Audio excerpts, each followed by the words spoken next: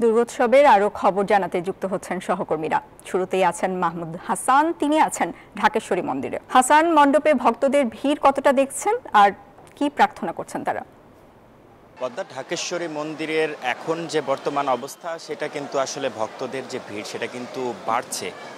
বিকাল থেকে বৃষ্টির যে প্রতিবন্ধকতা সেটা কাটিয়েও কিন্তু এখন বর্তমানে ভক্তরা আসছেন। এবং আরেকটি বিষয় আমি জানাতে চাই যে সন্ধি পুজো হওয়ার যে বিষয়টা আমরা জানতাম, এটা আসলে একটু আমরা ভুল জানতাম ঠিক এরকমভাবে যে আজকে সন্ধ্যা ৬টা ১৩ মিনিট থেকে ৭টা ১ মিনিট পর্যন্ত সন্ধি পূজা হওয়ার কথা ছিল, কিন্তু আসলে এটা আমরা আসলে ভুল জানতাম। এটা সঠিক হচ্ছে দুপুরে সন্ধি পূজাটি সম্পূর্ণ হয়েছে এবং সেই পূজাটি বেলা ১টা ৫০ মিনিট থেকে ২টা ৩৮ মিনিট পর্যন্ত প্রায় ৪৮ মিনিট ধরে চলমান ছিল।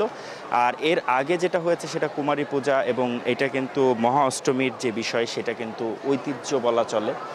আর সনাতন ধর্মাবলম্বী যারা আছেন তারা প্রার্থনা করছেন দেশের শান্তি, পরিবারের সুখ শান্তি সহ সমৃদ্ধি, একই সাথে পরিবারের সকলে যেন ভালো থাকে, সব সময় আনন্দে থাকে, এই বিষয়গুলো তারা প্রাধান্য দিচ্ছেন প্রার্থনায়। আর এখানে যিনি পুরোহিত আছেন তাদের সাথে আমরা কথা বলেছি, তাদেরও চাওয়া যে আসলে দেশে শান্তি সমৃদ্ধি ফিরে আসুক, অসাম্প্রদায়িক চেতনায় দেশ চলুক, কোনো রকম সাম্প্রদায়িক যে শক্তিগুলো আছে তারা যেন পরাজিত হয় সব সময়, এবং দেশের যেন শান্তি শৃঙ্খলা নষ্ট না হয় কোনোভাবেই, এই বিষয়গুলো কিন্তু তারা উল্লেখ করছেন। আর এইখানে কিন্তু এখন পর্যন্ত আমরা দেখছি বেশ উপচে পড়া ভিড় ভক্তদের। আসলে বৃষ্টির প্রতিবন্ধকতা কাটিয়ে এখন আকাশটা পরিষ্কার, সেক্ষেত্রে আসলে সকলেই আসতে পারছেন। বান্ডেল থাকলে প্রতি সেনমানিতে টাকা বাঁচবে। বিকাশ সেনমানি বান্ডেল কিনে জিতুন প্রতি লেনদেনে। পরিজন আত্মীয় স্বজনদেরকে নিয়ে এবং এখানে শ্রদ্ধা নিবেদন করছেন। আর এই মণ্ডপে কিছুক্ষণ আগে অর্থাৎ সন্ধ্যার একটু আগে স্বরাষ্ট্র উপদেষ্টা এসেছিলেন। তিনি কিন্তু এখানে যে জানিয়েছেন যে আসলে কোনো ধরনের যদি চক্রান্ত করা হয় সেক্ষেত্রে আসলে সেগুলো মোকাবেলার জন্য প্রস্তুত আইনশৃঙ্খলা বাহিনীর সদস্যরা। তো শারদীয় দুর্গাপুজোর মহাষ্টমীর খবর জানতে যাব বগুড়ায়, সেখানে আছেন সহকর্মী বাবু। বাবু, সেখানকার সর্বশেষ তথ্য কি এবং কি প্রার্থনা করছেন তারা, এই বিষয়টি একটু জানাবেন। মাহমুদুল, অশুভ শক্তির বিনাশ হোক এবং সকলের মঙ্গল কামনা করেই আজকে অষ্টমী পূজা হয়েছে শারদীয় দুর্গা উৎসবে, এবং আজকে কিন্তু কুমারী পূজাও হয়েছে বগুড়ায়, যেটা সারা দেশের ন্যায় একজন 7 বছর বয়সী কন্যাকে কুমারী রূপে আবির্ভূত হয়েছিলেন, দেবী রূপে আবির্ভূত হয়েছিলেন বগুড়ার গণ্ডগ্রামের আশ্রমে। আমরা এখন রয়েছি বগুড়া শহরের ডালপট্টি পূজা মণ্ডপে। এই শারদীয় দুর্গা উৎসবকে কেন্দ্র করে এখানে ব্যাপক আলোকসজ্জা করা হয়েছে, যেটা প্রতি বছরই করা হয়, এবছরও তার ব্যতিক্রম হয়নি। মূলত অন্যান্য মন্দিরে এরকম আলোকসজ্জা থাকলেও ডালপট্টি মণ্ডপের এই আলোকসজ্জাটি সবার হৃদয় ছুঁয়ে যাচ্ছে, এবং বিভিন্ন শ্রেণী পেশার মানুষ এখানে আসছে। শুধু সনাতন ধর্মাবলম্বীরাই নয়, বিভিন্ন ধর্মের মানুষই তারা কিন্তু ছুটে আসছে এই ডালপট্টি মন্দিরের আশেপাশের যে বাড়িঘর, ব্যবসা প্রতিষ্ঠান, সেখানে ব্যাপক আলোকসজ্জা করা হয়েছে, এবং এই আলোকসজ্জার কারণে দুর্গাপূজার পরিবেশ আরও আনন্দময় এবং উৎসবমুখর হয়ে উঠেছে। এখানকার মন্দিরের যিনি কর্মকর্তা সুধীর জয়সওয়াল আমাদেরকে জানিয়েছেন যে তারা প্রতি বছরই এরকম আলোকসজ্জা করেন এবং এবছরও তার ব্যতিক্রম হয়নি।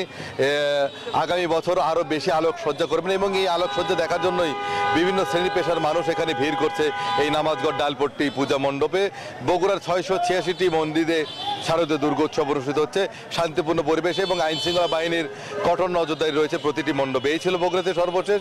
একই খবর জানতে চলে যাব বরিশালের সহকর্মী মিরনের কাছে।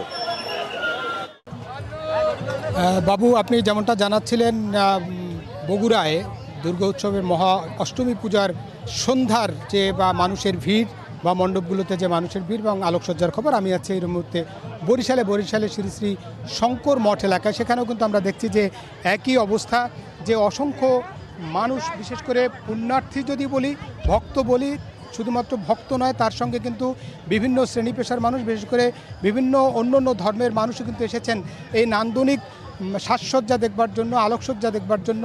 এবং আজকে আমরা জানিয়ে রাখি যে সকাল থেকে যে মহা অষ্টমীর যে পুজো শুরু হয়েছিল, পরে কুমারী পুজো অনুষ্ঠিত হয়েছে, অর্থাৎ কুমারী কন্যাকে দেবী হিসেবে বা দুর্গার পাশে বা সামনে বসিয়ে তার প্রতি আরাধনা করা হয়েছে এবং তারা মনে করেছেন সনাতন ধর্মাবলম্বী মানুষ যে এই কন্যাই মূলত মায়ের বা জাতির নারী জাতির যে জাগরণ সেটি ঘটাবে এবং মূলত এই আলোকসজ্জা এবং অষ্টমী পূজার পরেই মূলত মহানবমী পূজার পরে দশমীতে বিজয়া এবং বিজয়ের পরে কৈলাসে ফিরে যাবেন আবার দেবী দুর্গা। সুতরাং দুর্গার কাছে সবার প্রার্থনা তিনি এই পৃথিবীতে কল্যাণ বয়ে আনবেন, শান্তি বর্ষিত করবেন, হিংসা বিদ্বেষ সব হানাহানি দূর করে যাবেন, এমনটাই প্রত্যাশা ভক্তদের।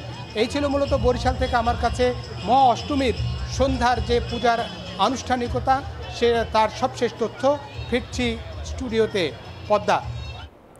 মিরন, আপনাকে ধন্যবাদ জানাচ্ছি বাবু এবং হাসানকেও।